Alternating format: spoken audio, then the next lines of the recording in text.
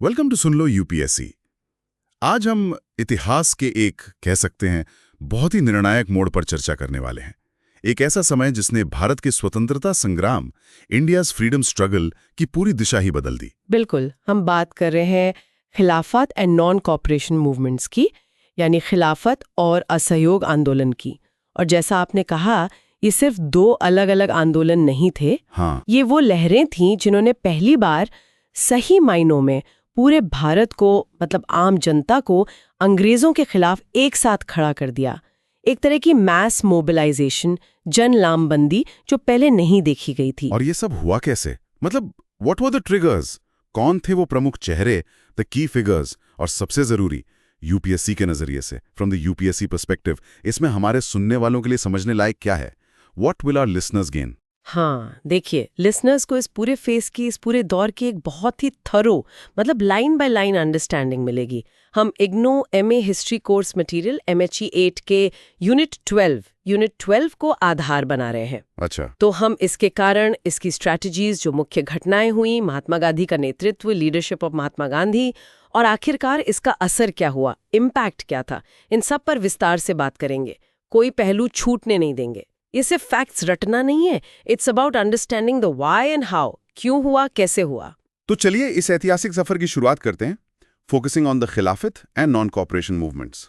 Let's begin our exploration. जरूर। तो introduction से शुरू करते हैं, सेक्शन 12.1। ये दोनों मूवमेंट्स, खिलाफत एंड नॉन कोऑपरेशन, भारतीय राष्ट्रवाद, इंडियन नेशनलिज्म के इतिहास में इतने महत्वपूर्ण मील का पत्थर, माइलस्टोन्स क्यों माने जाते हैं? What makes them so significant? देखिए, जैसा मैंने पहले कहा, because they marked a new era of mass mobilisation, जन लामबंदी। पहली बार लाखों लोगों ने हिस्सा लिया।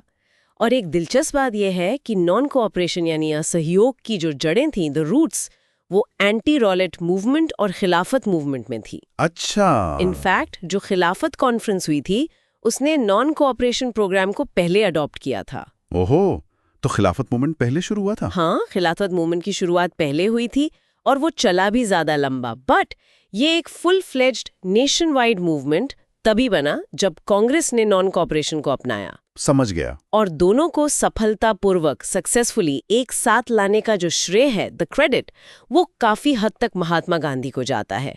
उनके बिना शायद ये कन्वर्जेंस, ये मेल मुमकिन नहीं हो पाता। हम देखेंगे कि कैसे ये एंटी इंपीरियलिस्ट, साम्राज्यवाद विरोधी धाराएं 1920 से 1922 के बीच आकर मिली। ओके, तो अब थोड़ा खिलाफत मूवमेंट पे फोकस करते हैं। सेक्शन 12.2, बिगिनिंग ऑफ द खिलाफत मूवमेंट, खिलाफत आंदोलन की शुरुआत। इसका मूल कारण क्या था? What sparked it? मतलब जड़ क्या थी? देखिए, इसकी जड़ थी भारतीय मुसलमानों, इंडियन मुस्लिम्स की वो भावनाएं जो टर्की में खलीफा के पद को बचाने से जुड़ी थीं। हाँ, खलीफा को पैगंबर मोहम्मद का उत्तराधिकारी, कमांडर ऑफ द बिलीवर्स और मुस्लिम पवित्र स्थलों, मुस्लिम होली प्लेसेस का रक्षक माना जाता था। अब 19वीं सदी, 19th सेंचुरी में ऑटोमन एम्पायर, ऑटोमन साम्राज्य ही एकमात्र प्रमुख इस्लामिक एम्पायर बचा था। तो टर्की के सुल्तान की खलीफा के तौर पर बहुत ज्यादा प्रतिष्ठा थी, इमेंस प्रेस्टीज। और इसका फर्स्ट वर्ल्ड वॉर से क्या कनेक्शन था? कनेक्शन ये था कि टर्की वर्ल्ड वॉर 1 में हार गया था और जो जीतने वाले देश थे, दी एलाइज, हाँ, वो तुर्की पर बहुत सख्त शर्तें लगाने वाले थे। अच्छा, तो भारतीय मुसलमानों को डर था कि ऑटोमन एम्पायर को खत्म कर दिया जाएगा और खलीफा का पद भी समाप्त हो जाएगा। लिहाजा उन्होंने खिलाफत मूवमेंट शुरू किया ताकि ब्रिटिश सरकार पर, ब्रिटिश गवर्नमेंट पर, जो उनकी अपनी औपनिवेशिक शासक थी, दबाव डाला जा सके कि वो तुर्की के प्रति नरम रवैया अपनाए। सोर्स में दो तरह की सोच, टू स्कूल्स ऑफ थॉट का जिक्र है, एक पैन इस्लामिक और दूसरी इंडियन नेशनलिस्ट। जरा इस पर रोशनी डालेंगे? हाँ, बिल्कुल। कुछ लोग इसे सिर्फ वैश्विक पैन इस्लामी भावनाओं, अखिल इस्लामी भावनाओं का हिस्सा मानते हैं कि मतलब ये दुनिया भर के मुसलमानों की चिंता थी। जबकि दूसरे लोग इसकी भारतीय जड़ों पर जोर देते हैं कि पैन इस्लामिक प्रतीकों का इस्तेमाल करके एक pan Indian Muslim identity, Akhil Bharatiya मुस्लिम पहचान बनाने की कोशिश की गई और उसे इंडियन नेशनलिज्म से जोड़ा गया।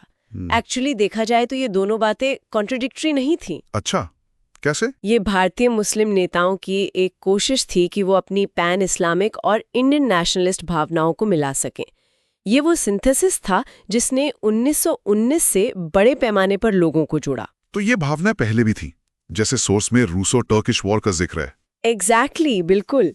जब भी तुर्की पर खतरा आया, जैसे Russo Turkish war 1877-1878, Greco Turkish war 1897, Balkan wars 1911-13, ये पैन इस्लामिक भावनाएं उभर कर सामने आती थीं।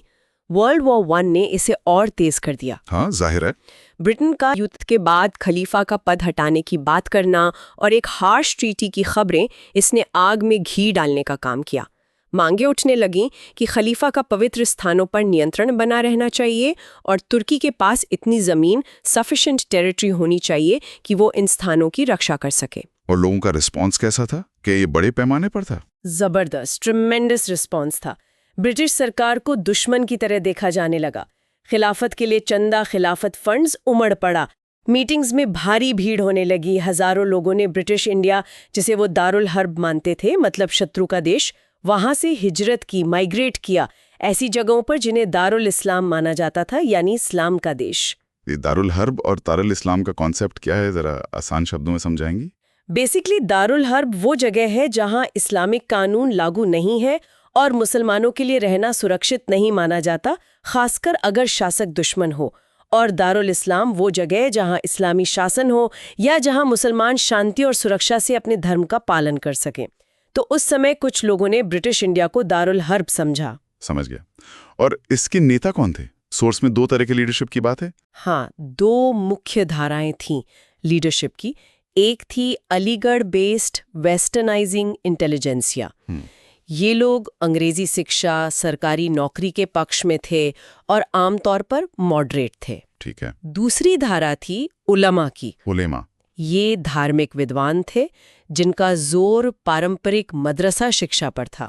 वो पश्चिमी प्रभाव के खिलाफ थे और अक्सर ज्यादा रैडिकल थे। इस वक्त एट दिस मोमेंट ये दोनों ही वर्ग ब्रिटिश सरकार के खिलाफ और पैन इस्लामिक कॉज के लिए एकजुट थे। और इस मूवमेंट को ऑर्गेनाइज करने के लिए ऑर्गेनाइजेशंस भी बने होंगे? हाँ, 2 मुख्य संस्थाएं बनी 1919 में, दी ऑल इंडिया खिलाफत कमेटी और जमियत अल उलेमाए हिंद। ये उस समय मुस्लिम लीग से भी ज्यादा प्रभावशाली हो गई थी। अच्छा। और उन्होंने ये महसूस किया कि सिर्फ मुसलमानों को मोबिलाइज करना काफी नहीं होगा, उन्हें और ज्यादा समर्थन चाहिए था, ब्रॉडर सपोर्ट। यहीं पर कांग्रेस और महात्मा गांधी की भूमिका आती है। गांधी जी तो तैयार थे, लेकिन कांग्रेस तुरंत एक अखिल भारतीय आंदोलन के लिए तैयार नहीं थी। ओके, तो ये तो हुई खिलाफत मूवमेंट की बात। अब आते हैं section 12.3, background to the non cooperation movement, असहयोग आंदोलन की पृष्ठभूमि। तो जहां खिलाफत का अपना एक खास धार्मिक और एंटी इंपेरियलिस्ट कारण का, वही और कौन से फैक्टर्स थे जो भारत को एक बड़े आंदोलन जैसे नॉन कोऑपरेशन की तरफ धकेल रहे थे? हाँ, कई सारे फैक्टर्स एक साथ आ गए थे। पहला, वर्ल्ड वॉर 1 के बाद की इकोनॉमिक हार्डशिप, आर्थिक कठिनाई। कीमतें आसमान छू रही थी, महंगाई बहुत ज्यादा थी, जिससे आम आदमी बुरी तरह प्रभावित था। किसान वर्ग, पेजेंट्री, ऊंचे लगान और टैक्स की वजह से बेचैन था। ये हमें पहले के आंदोलनों में भी दिखता है, जैसे चंपारण, खेड़ा, अहमदाबाद वगैरह में। ये सब नॉन कोऑपरेशन के प्रीकर्सर्स थे, मतलब पहले हो चुके थे। और राजनीतिक तौर पर अंग्रेजों के वादों का क्या हुआ? पॉलिटिकल ऑप्टिमिज्म बहुत जल्दी खत्म हो गया। अंग्रेजों ने युद्ध में भारत के समर्थन के बदले में जो सुधारों के वादे किए थे, उनसे वो पीछे हट गए।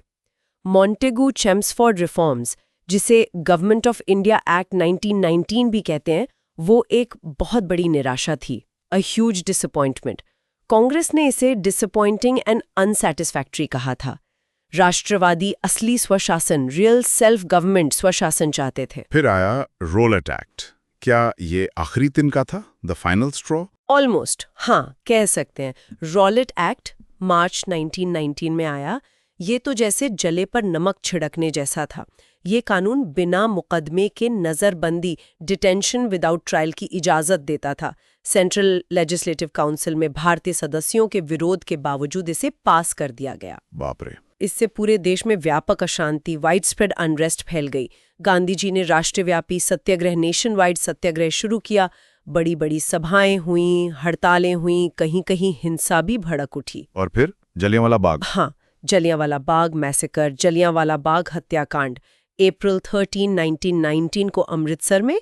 रॉलेट एक्ट के तहत हुई गिरफ्तारियों का शांतिपूर्ण विरोध कर रहे लोगों पर जनरल डायर के सैनिकों ने गोलियां चला दी। हाँ, सैकड़ों लोग मारे गए, हजारों घायल हुए। इसने पूरे देश को झकझोर कर रख दिया। इसने ब्रिटिश शासन के सभ्य मुखौटे के पीछे छिपी क्रूरता, ब्रुटैलिटी को उजागर कर दिया। रविंद्रनाथ टैगोर ने विरोध में अपना नाइटहुड लौटा दिया। हाँ, उनका वो मशहूर कोट है, I for my part wish to stand shorn of all special distinctions by the side of my countryman. मतलब वो अपने देशवासियों के साथ खड़े होना चाहते थे बिना किसी खास उपाधि के। बहुत पावरफुल बयान था ये। बिल्कुल। तो अब आते हैं section 12(4), convergence of the two movements under Gandhi's leadership. Gandhi ji के नेतृत्व में दोनों आंदोलनों का अभिसरण। अब महात्मा गांधी का प्रवेश होता है। उन्होंने कैसे इन दोनों धाराओं को, खिलाफत और जो आम एंटी इंपीरियलिस्ट भावना थी, एक साथ कैसे जोड़ा। देखिए, गांधी जी चंपारण, खेड़ा, अहमदाबाद सत्याग्रहों से पहले ही राष्ट्रीय स्तर पर प्रोमिनेंस हासिल कर चुके थे। वो धीरे धीरे कांग्रेस के लिए एक कंसेंसस लीडर बनते जा रहे थे, खासकर तिलक जी के स्वास्थ्य में गिरावट के साथ। हाँ। उनके जो तरीके थे, नॉन वायलेंस, अहिंसा और सत्याग्रह, वो लोकप्रिय हो रहे थे। उन्होंने स्वराज की राष्ट्रीय मांग को खिलाफत के मुद्दे से जोड़ने के पोटेंशियल को पहचाना। उनका वो प्रसिद्ध कथन क्या था? उन्होंने कहा था, in the proper solution of the Mohammedan question lies the realisation of Swaraj. मतलब मुस्लिम प्रश्न के सही समाधान में ही स्वराज की प्राप्ति निहित है। मैं फिर दोहराती हूँ, in the proper solution of the Mohammedan question lies the realisation of Swaraj. ये तो बहुत महत्वपूर्ण बात कही उन्होंने। हाँ, खिलाफत नेता हिंदू समर्थन चाहते थे और गांधी जी उनके सबसे पक्के स्टॉन्चेस्ट एलाय बन गए। और इसके कारण अभूतपूर्व हिंदू मुस्लिम यूनिटी देखने को मिली। यस, रिमार्केबल यूनिटी, बहुत जबरदस्त एकता थी। एंटी रॉलेट प्रोटेस्ट के दौरान जॉइंट डेमोन्स्ट्रेशंस आम थे, सिंबल्स बहुत पावरफुल थे। मुसलमानों से आग्रह किया गया कि बकरीद पर गाय न मारें। आर्य समाज के नेता स्वामी श्रद्धानंद ने जामा मस्जिद के मंच से भाषण दिया। डॉक्टर किचलू को स्वर्ण मंदिर की चाबियां सौंपी गईं। कलकत्ता की नाखुदा मस्जिद में हिंदुओं को प्रवेश दिया गया। बॉम्बे में प्रतिबंधित साहित्य बेचने के लिए मिलकर प्रयास किए गए। ये एकता जमीनी स्तर पर दिख रही थी। ये तस्वीरें सोचिए कितनी प्रभावशाली रही होंगी। सच में। खिलाफत ऑर्गेनाइजेशन ने अपनी स्ट्रैटेजी को फॉर्मलाइज कैसे किया? एक खिलाफत कमेटी बनी बॉम्बे में मार्च 20,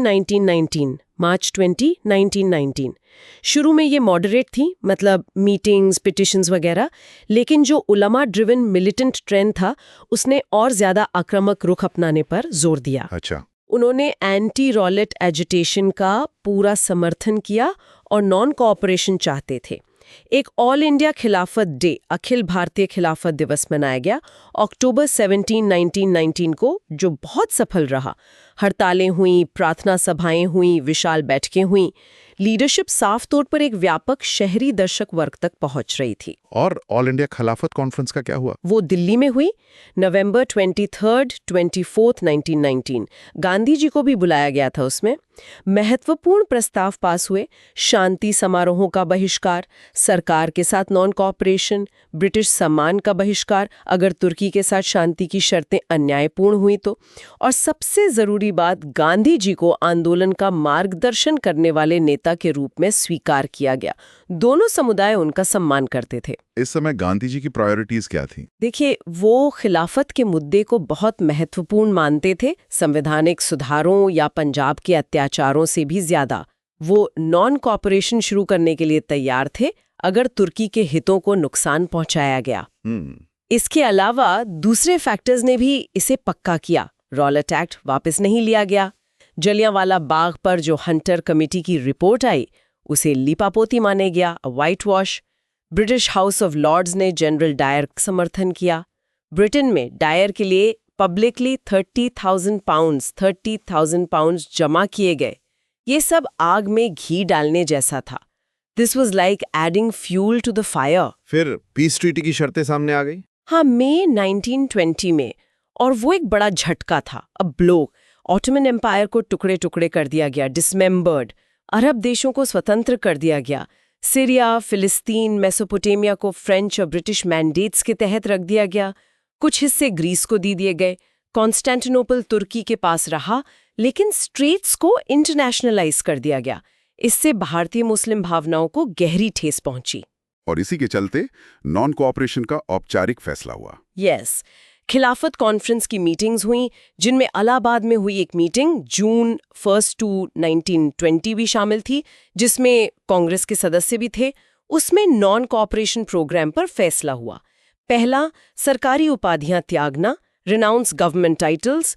दूसरा, सरकारी नौकरियों से इस्तीफा देना, रिजाइन फ्रॉम गवर्नमेंट जॉब्स, जिसमें मिलिट्री और पुलिस भी शामिल थे। और तीसरा, कर अदा न करना, non payment of taxes. On board immediately? पूरी तरह से नहीं। कुछ नेताओं को चिंता थी कि एक धार्मिक मुद्दे और रिलीजियस इशू पर आंदोलन शुरू करना ठीक नहीं है। उन्हें डर था कि ये एक सेक्युलर इंडियन पॉलिटी के लिए अनुकूल नहीं है, नॉट कंड्यूसिव। और उनकी चिंताओं का कुछ आधार भी था। खिलाफत का जो रिटोरिक था, जो भाषणबाजी थी, वो काफी हद तक इस्लामिक थी।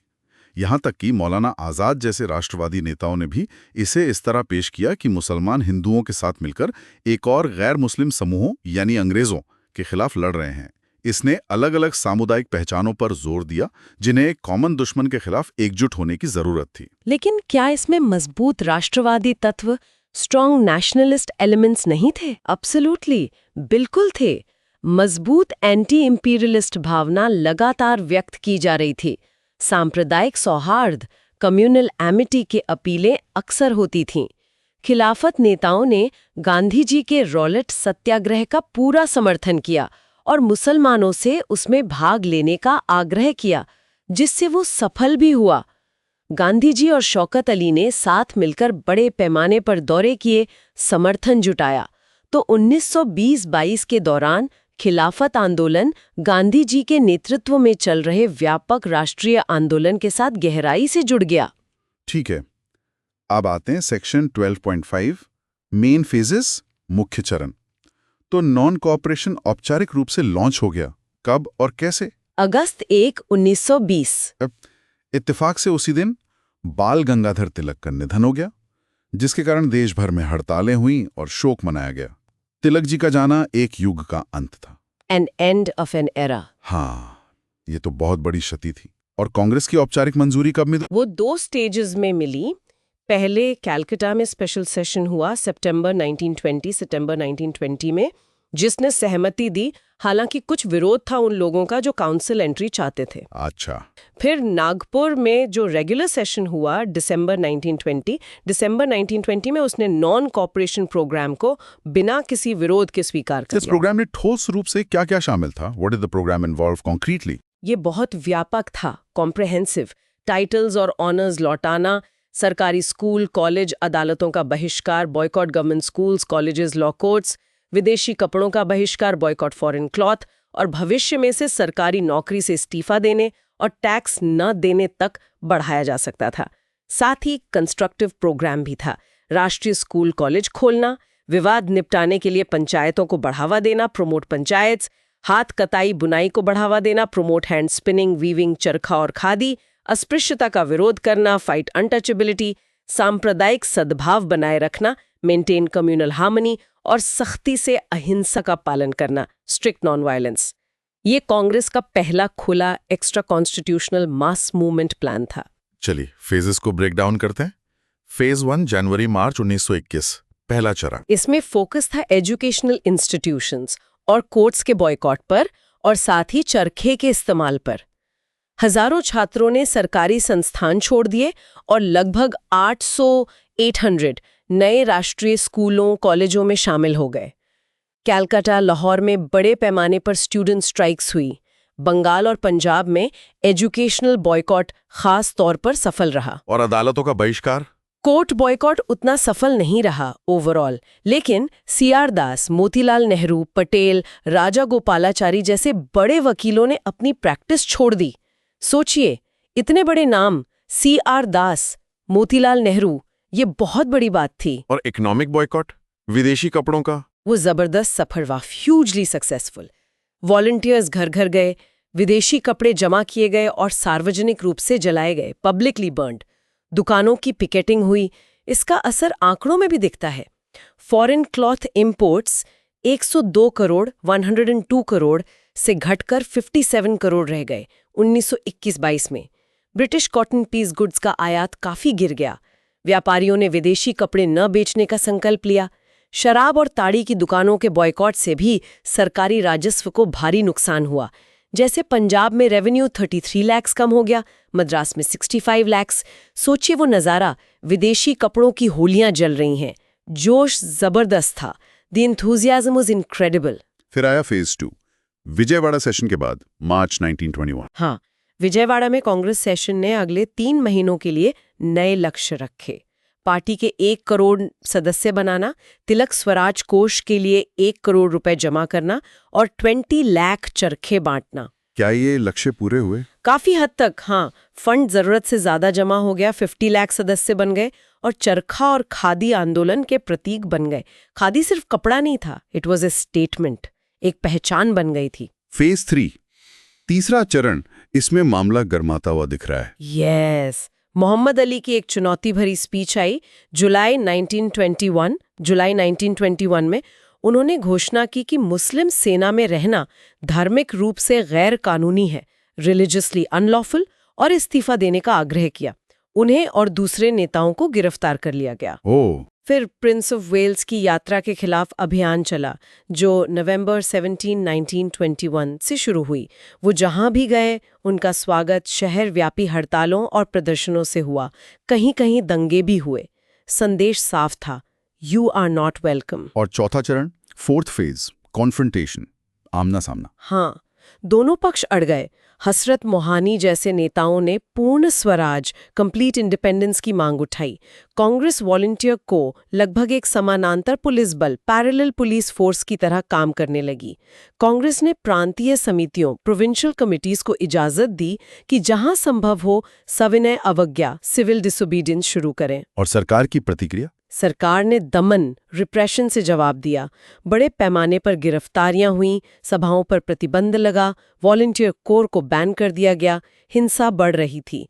गांधी जी बहुत परेशान थे। उन्हें डर था कि सरकारी दमन आंदोलन को कुचल देगा और इसके अहिंसक चरित्र, नॉन वायलेंट कोर से समझौता हो जाएगा। फिर हुआ Chauri Chaura, the turning point, वो निर्णायक मोड़। हाँ, February 5, 1922 चौरी चौरा में, जो गोरखपुर जिले यूपी में है, पुलिस ने प्रदर्शनकारियों को उकसाया। लोगों ने हमला किया, पुलिस ने गोली चलाई। फिर गुस्साई भीड़ ने थाने में आग लगा दी, जिसमें अंदर पुलिसकर्मी मारे गए। ओह! इस हिंसक घटना के कारण गांधी जी ने नॉन कॉपरेशन मूवमेंट वापस ले लिया। बाद में कांग्रेस वर्किंग कमेटी ने भी इस फैसले की पुष्टि कर दी। गांधी जी के लिए अहिंसा सर्वोपरि थी। For Gandhi ji, non violence was paramount. इस विड्रॉल को कैसे लिया गया और आगे क्या हुआ? गांधी जी को जल्द ही गिरफ्तार कर लिया गया, मार्च 10, 1922, और उन्हें 6 साल की सजा सुनाई गई। खिलाफत आंदोलन भी कमजोर पड़ गया। विड्रॉल एक झटका था। खिलाफत नेता नाराज हुए। इसमें अंतर्राष्ट्रीय कारक भी थे। तुर्की में मुस्तफ़ा कमाल ने ऑटोमन सल्तनत को ख़त्म कर दिया 1922 में, और फिर खुद कैलिफेट को भी समाप्त कर दिया 1924 में। तो जिस मूल कारण से आंदोलन शुरू हुआ था, वो ख़त्म हो गया। ये विड्रॉ काफी कंट्रोवर्शियल है। इतिहासकारों ने इसे कैसे इंटरप्रेट किया है? How have historians interpreted it? हाँ, इस पर अलग-अलग व्याख्याएं हैं। कुछ समकालीन नेता जैसे मोतीलाल नेहरू, सुभाष चंद्र बोस, जवाहरलाल नेहरू, वो मानते थे कि ये मुख्य रूप से अहिंसा के उल्लंघन के कारण था, violation of non violence. Marxist इतिहासकार जैसे आर.पी. दत्त, ए.आर. देसाई, उनका तर्क था कि ये डर था कि जनता नियंत्रण से बाहर हो रही है, मतलब क्लास एंगल, कि गांधी जी और ब्रिटिश दोनों ही एक बड़े जन विस्फोट से बचना चाहते थे। अच्छा। बाद के इतिहासकार जैसे सुमित सरकार, ज्ञानेंद्र पांडे, उन्होंने इसे गांधी जी और कांग्रेस की जरूरत से जोड़ा कि वो आंदोलन पर अपना नियंत्रण बनाए रखें। उनके लिए स्पॉन्टेनियस आउटबर्स्ट यानी स्वतः स्फूर्त विस्फोट राजनीतिक रूप से सही नहीं थे। बिपिन चंद्रा ने इसे एक स्ट्रेटेजिक रिट्रीट के तौर पर देखा, एक लंबी चरणबद्ध एंटी इंपीरियलिस्ट लड़ाई के हिस्से के रूप में, जिसका मकसद हेजमनी बनाना था। और शाहिद अमीन का सबॉल्टन पर्सपेक्टिव है, जो इस बात पर फोकस करता है कि आम लोगों ने गांधी जी को कैसे समझा और उनके नाम का इस्तेमाल अपने कामों के लिए कैसे किया, जैसे चौरी चौरा में। उनका कहना है कि हिंसा शायद गांधी राज की उनकी अपनी समझ के खिलाफ नहीं थी। ये तो कई अलग अलग दृष्टिकोण है। बिल्कुल, ये दिखाता है कि ऐतिहासिक घटनाएं कितनी जटिल होती हैं, कोई एक आसान जवाब नहीं होता। It shows how complex historical events are, no single easy answer. ठीक है, अब आते हैं section 12.6, Contribution of the movements in anti-imperialist struggles. साम्राज्यवाद विरोधी संघर्षों में आंदोलनों का योगदान। तो आंदोलन वापस ले लिया गया और जो तात्कालिक लक्ष्य थे, खिलाफत की रक्षा, तुरंत स्वराज, वो पूरे नहीं हुए। इसके बावजूद इन आंदोलनों का स्थायी योगदान, लास्टिंग कंट्रीब्यूशन क्या था? एंटी इंपीरियलिस्ट कॉन्शियसनेस, साम्राज्यवाद विरोधी चेतना फैलाने में। पहला, हिंदू मुस्लिम यूनिटी। पूरे आंदोलन के दौरान जबरदस्त एकता देखी गई। हालांकि मालाबार विद्रोह जैसी घटनाएं भी हुई जिसमें मुस्लिम किसानों और हिंदू जमींदारों के बीच संघर्ष हुआ था। गांधी जी की भूमिका यहाँ बहुत महत्वपूर्ण थी। कई बार तो गिरफ्तार होने वालों में 2/3 मुसलमान होते थे। ये एकता अपने आप में एक बड़ी उपलब्धि थी। दूसरा, fight against untouchability. Gandhi ji ने जातिगत भेदभाव, कास्ट डिस्क्रिमिनेशन और अस्पृश्यता, अनटचेबिलिटी के मुद्दे को जोरदार तरीके से राष्ट्रीय पटल पर रखा। सामाजिक न्याय, सोशल जस्टिस का ये आग्रह राष्ट्रवाद का एक मुख्य सिद्धांत बन गया, जिसे बाद में संविधान में भी जगह मिली। तीसरा, मास पार्टिसिपेशन। इसने समाज के बहुत बड़े तबकों को मोबिलाइज किया। किसान, मजदूर, शहरी मध्यम वर्ग, ग्रामीण आबादी। मजदूरों की महत्वपूर्ण हड़तालें हुई, जैसे 1921 में अकेले 396 हड़तालें। बड़े किसान आंदोलन हुए अवध, मेवाड़, उत्तरी बिहार में। मध्य वर्ग की भागीदारी अभूतपूर्व थी। और चौथा, विमेन्स पार्टिसिपेशन। गांधी जी का अहिंसा पर जोर देने के कारण बड़ी संख्या में महिलाएं सार्वजनिक जीवन में आईं, जो राष्ट्रवाद और महिला मुक्ति, विमेन्स लिबरेशन, दोनों के लिए एक बड़ा कदम था। तो असली सफलता क्या थी? द रियल सक्सेस वाज वो मोबिलाइजेशन ही थी। भारतीय राजनीति में क्रांति लाना, आम लोगों को, अलग अलग क्षेत्रों, वर्गों, धर्मों, लिंगों के लोगों को राष्ट्रवादी परियोजना में शामिल करना, एक अभूतपूर्व पैमाने पर राजनीतिक और सामाजिक चेतना, पॉलिटिकल एंड सोशल कॉन्शियसनेस पैदा करना। That was the biggest win. बिल्कुल, ये तो बहुत ही डिटेल्ड चर्चा हुई। चलिए अब जल्दी से मुख्य बातें, द एब्सोल्यूट की टेकअवेज समराइज कर लेते हैं हमारे यूपीएससी की तैयारी कर रहे लिसनर्स के लिए। ओके, बिल्कुल। तो मुख्य बातें ये हैं, dual roots, non cooperation movement की जड़ें एंटी रोलेट विरोध और खिलाफत मूवमेंट दोनों में थीं, जिसके पैन इस्लामिक और भारतीय एंटी इंपीरियलिस्ट दोनों कारण थे। खिलाफत कॉज, ये भारतीय मुसलमानों की WWI के बाद तुर्की के खलीफा की रक्षा करने की इच्छा से प्रेरित था, क्योंकि उन्हें ऑटोमन एम्पायर के खिलाफ एलाइड देशों की कार्रवाई का डर था। ब्रॉडर कॉन्टेक्स्ट, नॉन कोऑपरेशन को WWI के बाद की आर्थिक तंगी, अंग्रेजों के टूटे वादे, असंतोषजनक सुधार, मॉन्टेग्यू चेम्सफोर्ड और रोलेट एक्ट और जलियनवाला बाग हत्याकांड पर उपजे गुस्से ने भी हवा दी। गांधीज क्रूशल रोल, महात्मा गांधी ने खिलाफत की मांगों और स्वराज की व्यापक राष्ट्रवादी खोज को कुशलता से जोड़ा, जिससे अभूतपूर्व हिंदू मुस्लिम एकता को बढ़ावा मिला। नॉन कोऑपरेशन प्रोग्राम 1920, इसमें व्यापक योजना थी, बॉयकॉट्स, स्कूल, अदालत, विदेशी सामान, उपाधियों का त्याग और कंस्ट्रक्टिव वर्क, खादी, पंचायत, अस्पृश्यता विरोध, सांप्रदायिक सद्भाव। इसने विभिन्न वर्गों से अभूतपूर्व भागीदारी हासिल की। किसान, मजदूर, छात्र, वकील, महिलाएं, शहरी और ग्रामीण आबादी। ये सचमुच एक जन आंदोलन बन गया। फेज्ड अप्रोच, आंदोलन कई चरणों में विकसित हुआ। बॉयकॉट्स पर ध्यान, फिर फंडरेजिंग, मेंबरशिप, फिर अधिकारियों का सामना करना और फिर नियोजित सविनय अवज्ञा। चौरी चौरा एंड विड्रॉल 1922, एक हिंसक घटना के कारण गांधी जी ने अहिंसा के सिद्धांतों का हवाला देते हुए आंदोलन वापस ले लिया। ये एक विवादास्पद निर्णय बना हुआ है। डिक्लाइन ऑफ खिलाफत, NCM की वापसी और तुर्की में कैलिफेट के खत्म होने 1924 होने से खिलाफत आंदोलन भी समाप्त हो गया। लास्टिंग इम्पैक्ट, तात्कालिक लक्ष्यों को प्राप्त न करने के बावजूद आंदोलनों ने बड़े पैमाने पर एंटी एम्पीरियलिस्ट चेतना बढ़ाई, अस्थायी सांप्रदायिक एकता बनाई, सामाजिक न्याय के मुद्दों, अस्पृश्यता को उजागर किया और निर्णायक रूप से आम जनता को भारतीय स्वतंत्रता संग्राम में शामिल किया। क्या बात है, एक जबरदस्त उथल-पुथल और गहरे बदलाव का दौर था ये। इसकी जटिलताओं को समझना वास्तव में भारत की यात्रा को समझने के लिए बहुत जरूरी है। एग्जैक्टली, बिल्कुल। ये हमें नेतृत्व, रणनीति, एकता और इतने बड़े पैमाने के आंदोलनों में आने वाली चुनौतियों के बारे में सिखाता है।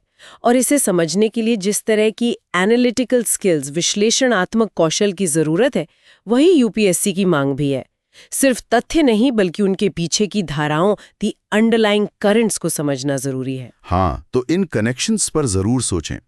कैसे आर्थिक कारकों ने राजनीतिक कार्रवाई को आकार दिया, कैसे विचारधारा ने रणनीति को प्रभावित किया। अगर आपको ये विस्तारपूर्ण चर्चा उपयोगी लगी तो सुन लो यूपीएससी यूट्यूब चैनल पर हमारे काम को जरूर सपोर्ट करें। हाँ जी, जरूर लाइक करें, अपने साथी एस्पिरेंट्स के साथ शेयर करें, कमेंट करके बताएं कि आपको सबसे ज्यादा इंसाइटफुल क्या लगा, what did you find most insightful. और हाँ, सुन लो यूपीएससी को सब्सक्राइब करना बिल्कुल न भूलें। और अगर आप विशेष रूप से सराहना महसूस करते हैं और हमें लंबे समय तक चैनल को सस्टेनेबल बनाने में मदद करना चाहते हैं तो सुपर थैंक्स फीचर का उपयोग करने पर भी विचार करें। हर छोटा योगदान मायने रखता है। सीखते रहें, सवाल पूछते रहें और आगे बढ़ते रहें। अगली बार तक के लिए इन आंदोलनों के बारे में सोचते हुए ये सवाल मन में आता है कि इस दौर ने स्वतंत्र भारत में राजनीतिक भागीदारी और विरोध के स्वरूप को किस हद तक गढ़ा होगा। ये सोचने वाली बात है। सुन लो यूपीएससी पर हमसे जुड़ने के लिए धन्यवाद।